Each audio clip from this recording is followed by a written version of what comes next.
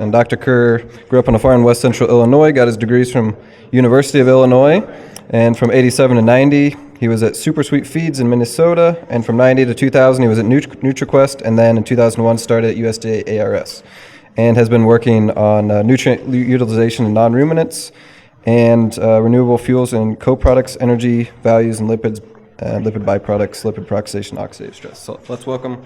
Thanks for attending. Sit back and enjoy the show because I got a lot to cover.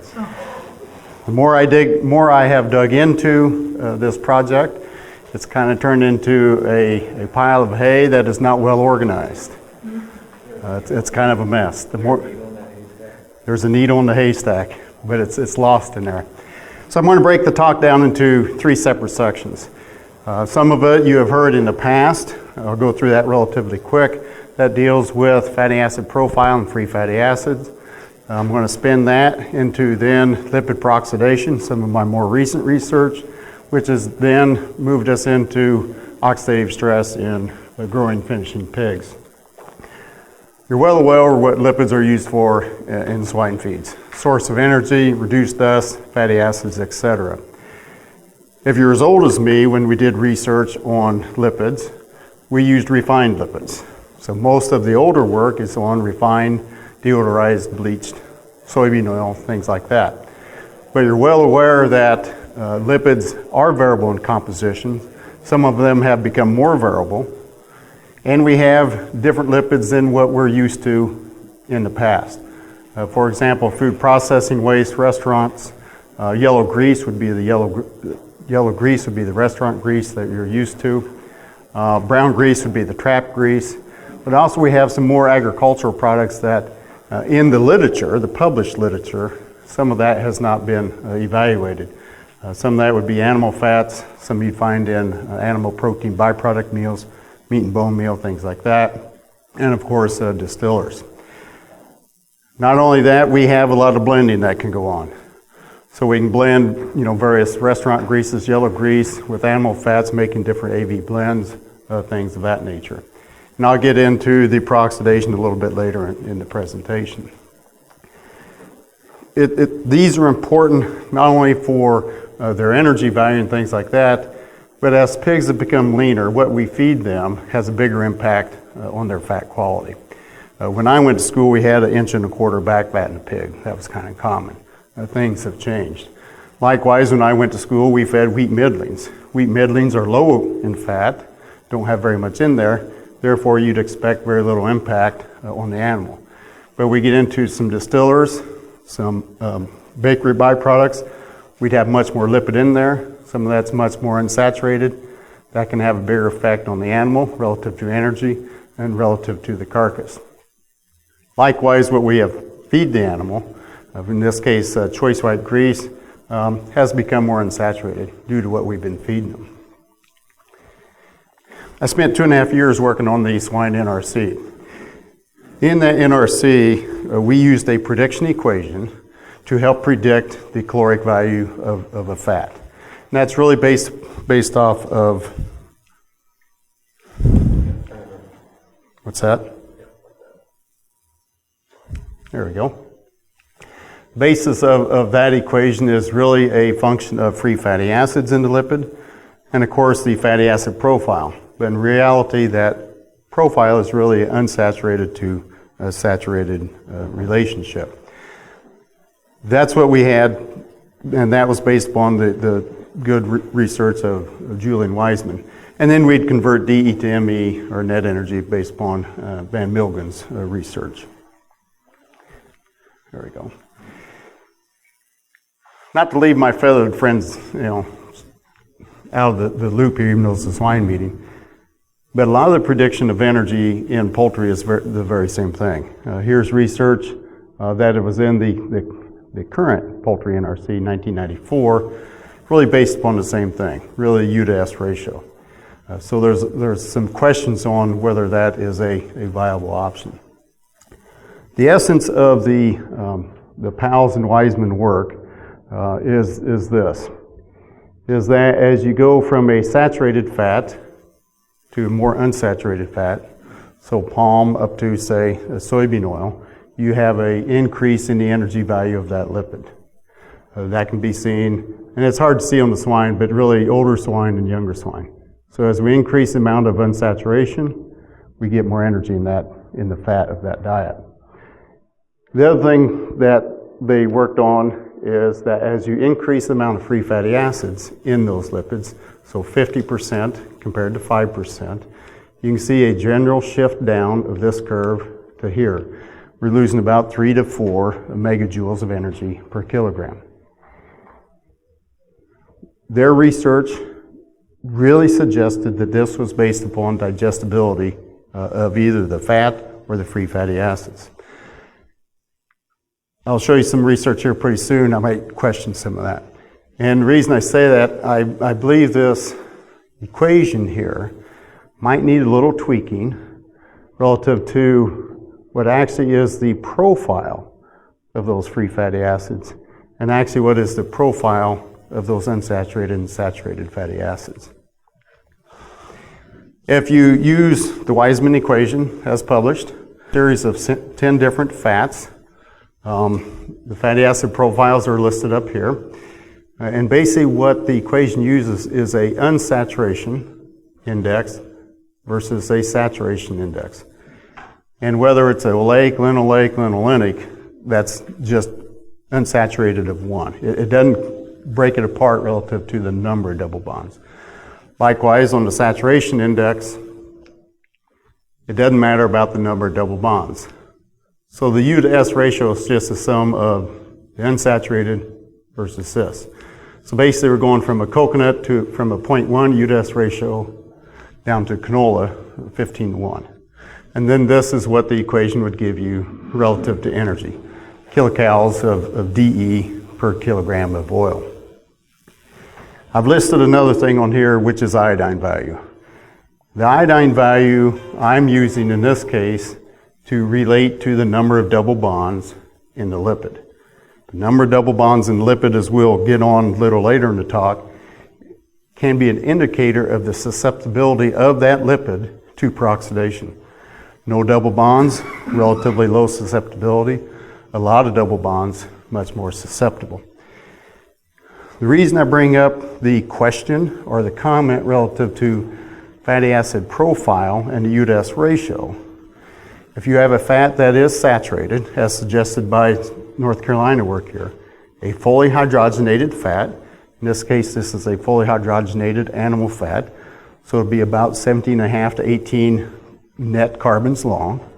The digestibility of that fully hydrogenated fat is basically near 0 here, versus the soybean oil, which is not hydrogenated, mainly unsaturated, highly digestible. If you let me stretch things a bit, coconut oil, which is basically 90% hydrogenated. It's a 90% saturated fat, but it's highly digestible because it's a medium chain fatty acid.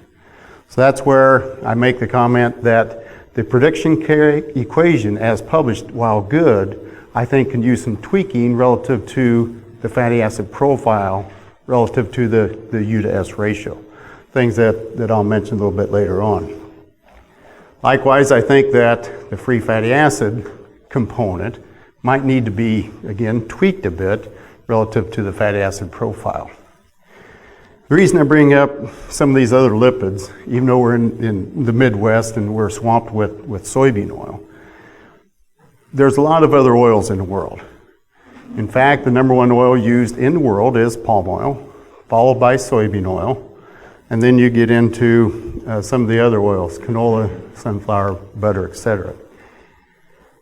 If you was to look at what restaurants use for cooking, it's not just soybean oil. There can be blends of soy, canola, you might have peanut, you might have a variety of things. Those can then be blended with animal fats. So you get a huge variety, a big variety range of fatty acid profiles. So I think that's important, and that's why I bring this up here. Here's just some typical work we've done, not real exciting, but typical work we've done relative to a corn oil, soybean oil, or in this case a palm oil. And let me kind of go through the slide here a bit. You're going to see a couple similar ones like this. Basically, the blue bar is the gross energy of the oil, of the lipid. The red is the determined, is this ME or DE of that oil in the actual project we did. The lighter colored red bar, or the pinkish bar here, is predicted value based upon the Wiseman equation. So the question is, how well did the predicted get to our actuals? And again, I'll throw a few slides here and there in relative to poultry. Basically, on refined corn oil, soybean oil, or refined palm oil, these are all refined, energy levels are very good, very high, and the predicted values are relatively close. So the equation's predicting very good relative to these oils. These equations were developed, if you go back through literature, based upon palm-based products, soy-based products, and tallow-based products. So you'd expect within that range it'd be pretty close. Some of you deal with poultry, not just swine. I thought I'd put this in here. The energy value in poultry in the dark green of these exact same lipids in growing broilers relative to nursery pig is always less, as you can see here. That was quite interesting. And the prediction of that, based upon the NRC data, it always overpredicts. So the lighter green versus here. So the prediction is always quite high, actually quite different here. So it's just something to consider. You got to remember that in the lipid business, the fat business, most of the lipid, palm, soybean oil, is really used for cooking. We're used to dealing with byproducts in the industry. So on the left hand of the slide here is the soy oil processing. So in essence, the soybean, the refined, bleached, deodorized soybean oil here can go into the food chain. But some of these other products are also available to us. One such product would be you would get soap stock here, you would sigillate it, and you'd get soy acid oil. There's industries out there that will blend acid oil back to an animal fat and sell you a blended feed fat. Likewise, the palm industry is really no different. You get the crude palm oil. Crude palm oil is refined, and you can get, soy or palm soap stock or soy acid oil. Just like the soybean industry and all lipid industries, many of these lipids are further fractionated for specific reasons, for industrial purposes, things like that. So here would be a case of refined, bleached, deodorized palm oil through a fractionation process to get palm oil stearin, palm oil olein, palm oil stearin, and the same thing for palm kernel olein, palm kernel stearin. So you can get a lot of different potential products from these lipids. And how well does these equations, or how much information do we have on some of these? Here's a couple examples here. The top two is I call it a prilled or a free-flowing fat at room temperature, kind of a white prill. This one actually came from information out of Russia. Basically, it's highly saturated, greater than 75%, about 20% monols and about 5% poly. Likewise, here's a fat product. This one happened to come out of India. It's 100% crude fat, but basically it's 100% free fatty acids. And in this case, the fatty acid profile is largely palmitic acid. So the question is, what is the value of these to the animal, to the pig in this case? Really not much or any information on that. And these were some of the calls I were getting in that kind of spun me into this area. So we actually worked on this a bit. It was interesting to work on. Same type of slide here. The blue is the gross energy. The red would be the actually determined energy, and then the predicted energy. Soy oil, the same number you saw before. Very well digested, predicts very well. Here's a fractionated mono-di-emulsifier. It's from the food industry. Can't we use it in swine? What's the energy value of it? Here's a fractionated saturated animal fat. Here's a fractionated palm oil with some lecithin in it. Basically, this product was 95% C18 or C16. This one was a little bit less C18, 55 to 25, and the palm, of course, a lot more palmitic acid. What you can see here is quite evident. Digestibility of those fractionated products with these profiles was only about 35 or 40% of its gross energy. Exceedingly low. We didn't have data on this. Predicted energy in those compounds using the equation was actually up here. So that's where I'm coming in and say I think we need a tweaking of the U to S ratio to maybe tweak this model to help us predict better. This leads me into distillers corn oil. When distillers corn oil first came out, is the energy value the same as corn oil? Or is because of its MIU being partially in there, is it, MIU, whoops, go back this way. Is it because the MIU is potentially being higher in some of those because it's a crude product? And in some of those cases, they had higher levels of free fatty acids. What's the value of that? And also, based upon knowing the process, there is some degree of heating of that product through the fermentation process. But a thing I think we forget about some of these oils. Some of these oils we get from plants actually have antioxidants in them, naturally in them. So here in this case, corn oil would have tocopherols, carotenoids, and ferulic acid. So yeah, there's some negatives here, but there's some positives too, things to consider. We got some samples of distillers corn oil. That's what you'll see in the box on the left here. Same type of presentation of the data. We have a refined, bleached, deodorized corn oil, stuff you'd buy off the grocery store. We had a distiller's corn oil with 5, 13, or 14% free fatty acids. What's the caloric value of that? Relatively good. Basically, on average, these are about 8,300 compared to a refined of, in this case, about 8,700. And predictability was relatively close. Was also interested in the question of free fatty acids because the equation, free fatty acids are very negative. So we actually took this distiller's corn oil here, we sent this product to a acidulator, and they made us a product with basically 94% free fatty acids. Prediction, you would expect it to be very low energy. In reality, the yellow bar here is very similar energy at a 94% free fatty acid product relative to refined corn oil. Really surprised us quite a bit. We also did a study here, you're looking at soybean oil. Sent refined soybean oil to the same acidulator. In this case, we got 90% free fatty acids. Fed that to pigs. Very similar energy. Brian, these were what size pigs? Nursery pigs. These are all less than 20 kilo pigs. So that's where my mind started thinking that free fatty acids can be bad if they're saturated. If they're an unsaturated free fatty acid, they're maybe not as negative as the equation would suggest. Thus my comment, we might need to tweak the equation a bit longer. So here's my research plan to try to flesh this out a bit. Had a colleague of mine told me I was crazy trying to work on this. With one colleague, I'm trying to get a series of different lengths of free fatty acids and look at the digestibility and energy. Again, this being a nursery pig. It's easier for me to work with. So we'll feed that and see where is the break off when a free fatty acid is saturated that goes to near zero digestibility. Common knowledge would be that 8, 10, 12, 14 are probably relatively high or very high. The knowledge would be that 18.0 would be zero if you look at some of Jack Oldo's work.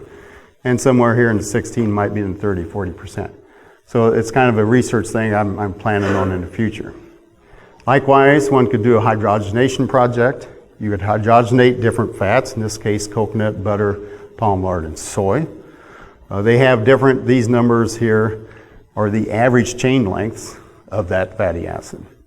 So one would expect that if you fully hydrogenate coconut oil, which is nearly hydrogenated now, digestibility would be quite well, versus a soy you'd expect to be very poor. And then I might spin off into some research here looking at palm kernel or palm oil and some of their co-products. That's one bale of hay. Next bale of hay to work on is moving into peroxidation, lipid peroxidation. Again, this kind of stems from some of my thinkings of distillers corn oil, which has been stressed, heat stressed, peroxidized, things of that nature. So it's some things to think about on that. If you look at the literature, read the literature, the more double bonds you have, the increased potential a lipid is to peroxidation. That would make sense there. So depending upon what literature you want to read on here, if you look at some of Holman's data back in '54, oleic would be 40 times, 80 times, or arachidonic would be 160 times more. And you can come up with a theoretical peroxidation index of that lipid or of that free fatty acid. There's other data out there. Here's some Belts data. Kim has put this on some of their slides. Little different potential for peroxidation. As I've dug into this, the more I dig, I think the water's getting over my head a little bit more. Here's a simplified version of lipid peroxidation that we're working on. Basically what you have is an unsaturated lipid can be attacked by a free radical. Free radicals. Free radicals are really a compound with an unpaired electron, which can then attack the double bond here. Some of the free radicals you might have heard of is listed here: hydroxy, superoxide, nitric oxide, things like that. There's other compounds that aren't necessarily free radicals, but they're oxidizing agents. We call them oxidant or non-free radicals. Oxygen, ozone, hydrogen peroxides, things like that. So just a couple of things to kind of remember in the back of your mind. So you have temperature, oxygen, potential of oxidizing minerals, time, light, and degree of unsaturation, all playing in to the potential of a lipid to be peroxidized. And the process is, you got your free radical. The free radical pulls the hydrogen off of the carbon away from the double bond, releases water. You get a lipid radical. You have more oxygen in the system, or potential oxygen in the system. You get a lipid peroxy radical. This peroxy radical can steal the hydrogen off of a different lipid. Then you would generate a lipid peroxide. This is kind of a propagation step.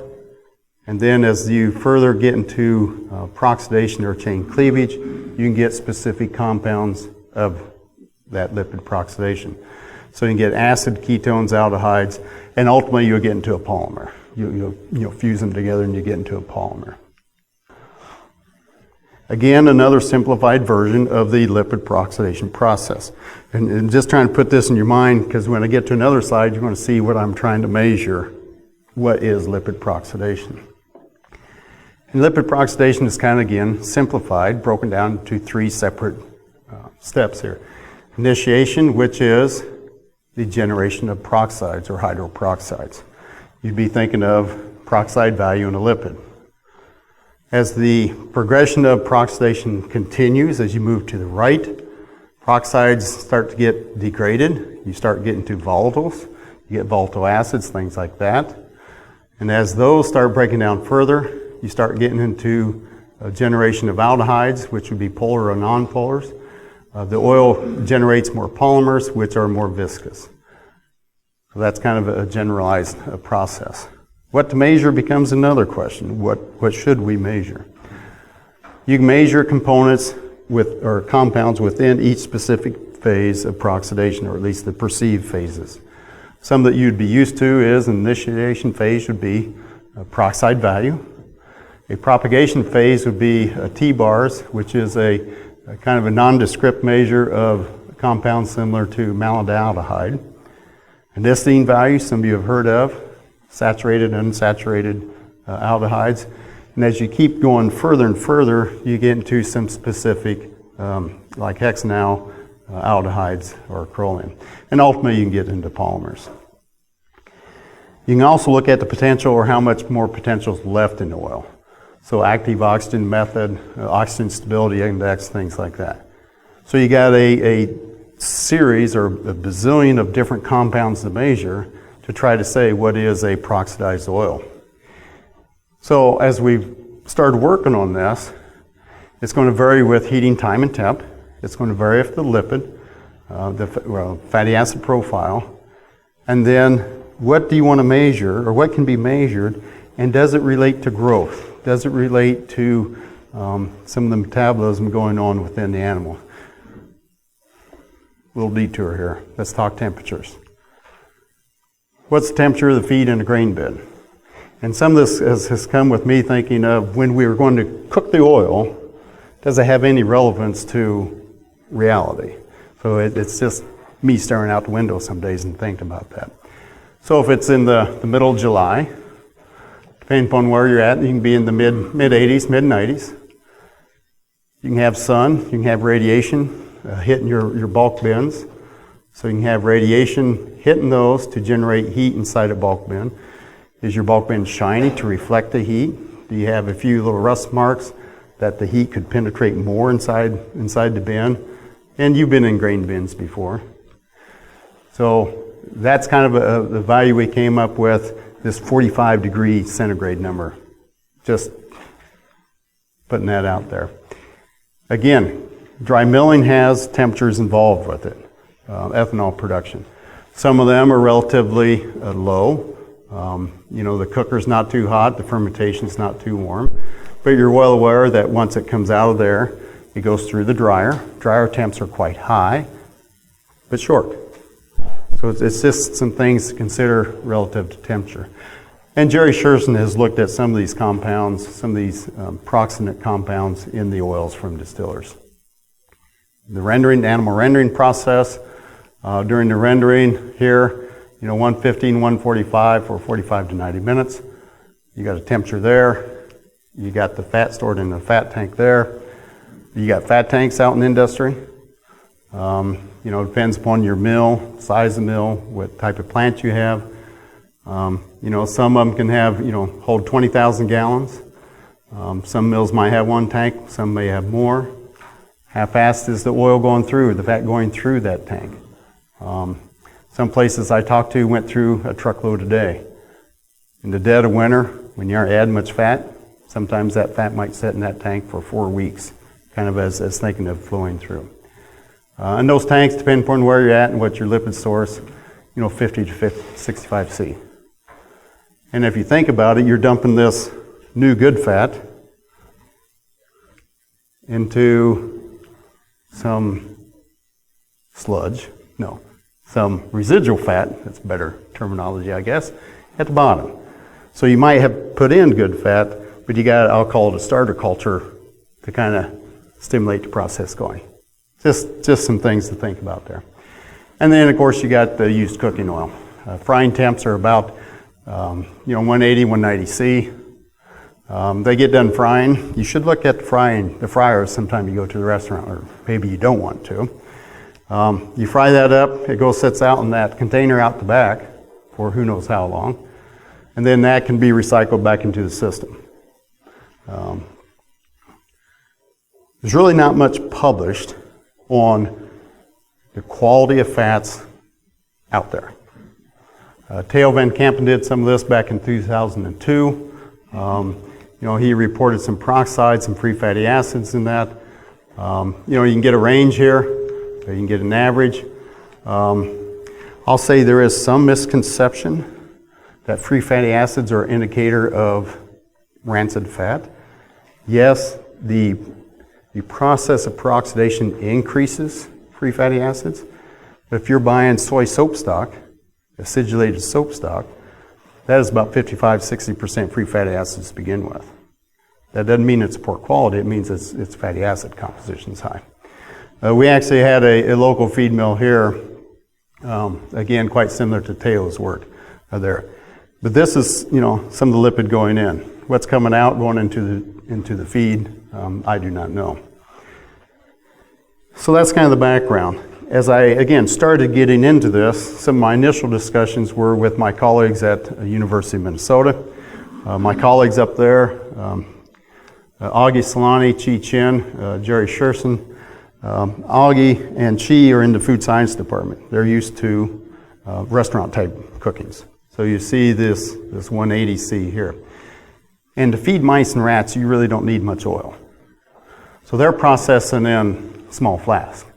It's a little hard to feed pigs from 2.5 liter flask. So we went through the literature. At that time, the Kansas State group had published some on choice white grease. This is what they had used, a barrel heater here. The Novus group had funded some work at Illinois and Virginia Tech. Again, these were their temperatures. They had a different airflow. Some of the North Carolina work, 80 degrees up to 12 days. They actually use oxygen here, and they use oxygen. Since I was going to be doing frying oil, I wasn't going to use oxygen. We ended up using air, just to let you know. So it's extremely variable. And one of the things for the research plan was to have a model that we could peroxidize oil from which to then test some of our questions. So in 2009, we came up with a project. It was supported by the Fats and Research Foundation. We did the 190, influenced by the cooking industry. But we also came up with this 95 for 72 hours, which pretty much reflects what some of our colleagues have done. This was what Eric used at North Carolina State. This is our system here that I do at the swine farm. For 45 or 90 degrees, we have immersion heaters here and here. We bubble air in here, 12 to 15 liters a minute. To get her up to 390, I got a big turkey fryer out there. So you're welcome to come and help on frying days out there. The first project that we did was with Pai Lu, his PhD thesis out of Minnesota. Typical Kerr project, too many fats, too many temperatures. We had 4 oils here, you can read them, and then we had uncooked, the 95 and the 185. That was the first project we did. Scanning the literature a bit, jumping through this relatively fast. Some of the peroxidation work that's published would suggest a reduced growth or reduced feed intake. You can have lipid metabolism effects. You can have potentially changes in oxidative stress, immune response, maybe changes in gut integrity. All over the board. Furthermore, Andrea Hansen, I worked with her and Jerry. She was Jerry Sherson's student. She did a review of the literature. It's in her thesis. She looked at, I believe this is about 40-some comparisons here, swine and broilers. Looked at them both, and on average, looking at that data, gain was reduced by about 11%, feed intake by about 7.5%, and feed efficiency dropped too. When she reviewed that data, and that was about 1963 until about when she was 2014 or so. That's the data she could actually get into her database. When she related performance back to what was measured in the lipids, really only 2 things came out. In swine here on the left, the correlation was to T-bars. So T-bars, increase in T-bars was correlated to negative growth. In broilers, it was peroxide value. Since that time, one of Jerry's students is working on a review, re-reviewing this literature, adding more to it, and is coming up with a review on that. I've looked at more bar charts and lines of peroxidation stuff that drive you nuts. I've looked at Pai Lu's data. I've looked at Andrea's data on the left. This happens to be corn oil. We did a lab study with those 5-liter flasks, trying to figure out which oil, how long, what temp, to develop a model to feed pigs to try to figure out which compounds are most related to growth or to oxidative stress or things like that. I've looked at these way too often. Remembering what's going on in the lipid peroxidation process. Me, and at that time I had a student who just joined me, Stephanie Lindblom. We got into this and we decided on one oil, not stretch yourself too thin. The one oil happened to be soybean oil, #1 used oil in North America, so it'd be relevant. And we picked 4 temperatures. Well, of course, one temperature is uncooked. The other 3 temperatures, while they have theoretical relevance to industry, the real reason is we wanted to get a wide variety of compounds to try to correlate that back to growth. And then analyze those 4 different lipids that we added to the diet for a variety of compounds. If you want to get the way we typically do research, if we want to look at peroxide value, we'd correlate peroxide value to performance. More of a simplistic approach. If you read the literature, I can justify each one of these on your left column here of why I looked at it. So each column cost me about $900 just to analyze the oil. It's just you trying to figure out what should we be looking at. Some of them you'd be used to, anisotine value, peroxide value, some of the aldehydes that are important. And again, I think we forget about tocopherols in some of these oils, things to think about. Again, my model is using these cooking tanks to generate the oil, trying to hopefully be consistent. Just to show you that life is never simple. We did 3 studies here, a nursery, a grower, a finisher, the same method of cooking oil. You can see here in the nursery by my 3 temps, the 45, 90, and 180, we really got no peroxides in the nursery study. In the grower study, which was Stephanie's master's, we got peroxides generated by 45 and 90. You'd not expect that in the 180 anyway. You'd expect them to be processed. And here's a finisher study we did. Again, a lot of different compounds here. Here's the method. We did a nursery study, individually fed. We did a grower study, individually fed. We did a finisher study, individually fed. Again, don't worry about the data too much. These are the 3 experiments, the body weights. The yellow depicts treatment differences, so significant treatment differences. We consistently see a depression in growth feed intake or feed efficiency when we process this oil at 90 degrees for this amount of time. We really aren't looking for treatment differences. We're looking to generate peroxidants to relate back to growth and trying to figure out which ones we want to look at. So to scare you here is how we did this, or you're actually seeing data we've really not looked at too much. So the question is, which of all these parameters are most related to performance of the pig? That's step 1. And not getting into much, digging into the data here, but U to S, IV is important, which you'd think would be correct based upon the Weismann's equation. We have a variety of compounds here. Peroxide value was important in several in the swine, the grower, and the finisher. Polar compounds are, oxidized fatty acids are, some of the aldehydes are.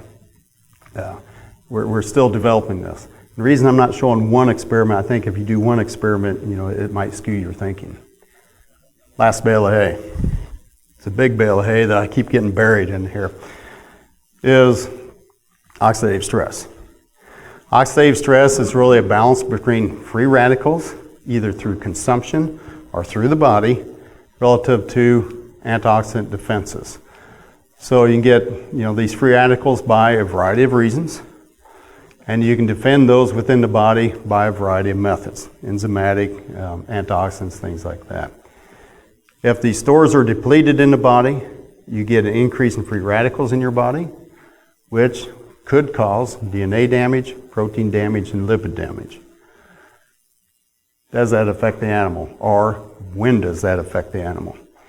And again, to date, there's no one marker. Surprise, surprise. So again, simplistically, what we're doing in our system that we're working on, we are peroxidizing this soybean oil to varying degrees. We're getting a whole list of compounds to hopefully generate oxidative stress, which should cause lipid, protein, or DNA damage. Which, let me back up here, which should then potentially affect feed intake, growth, or some of these other parameters. What oxidative stress marker do you want to measure? So I got 15 million peroxidants to measure in oil. Now I got a whole bajillion oxidative stress measures to measure in the animal. We've broken these down, or they're really broken down into a DNA damage, a peroxidation damage, a DNA, a lipid, or a protein damage. That's on the damage end.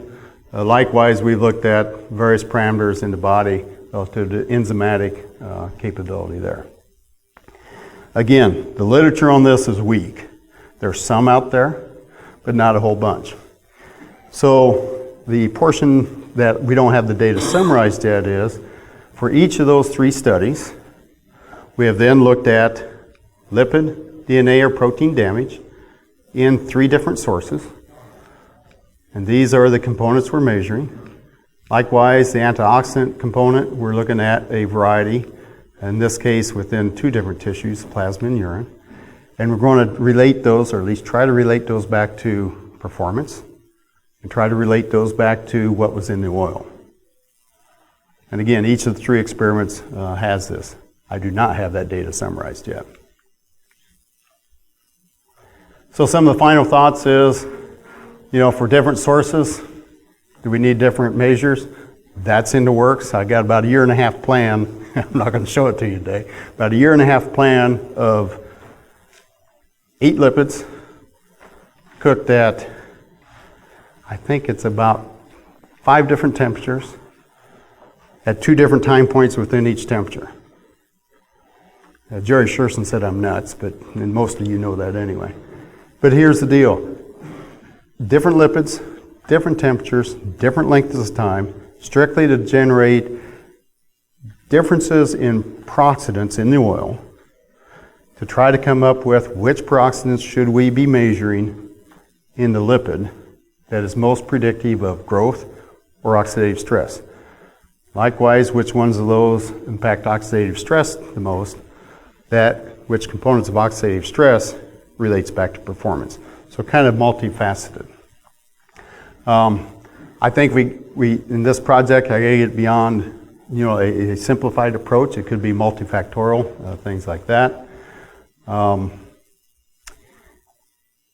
And I'll be doing that in poultry too. If I can talk my colleague down at Auburn into this, we'll be doing it in poultry too.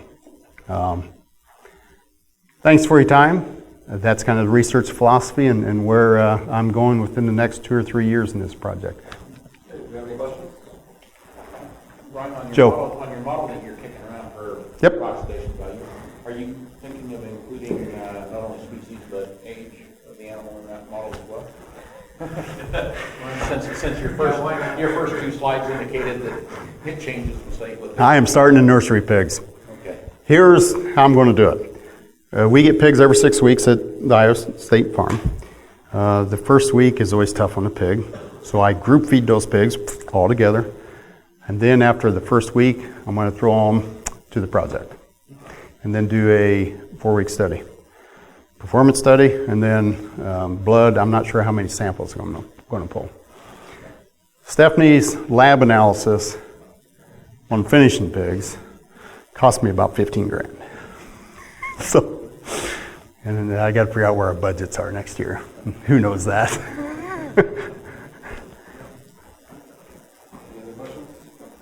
You guys know where to find me too.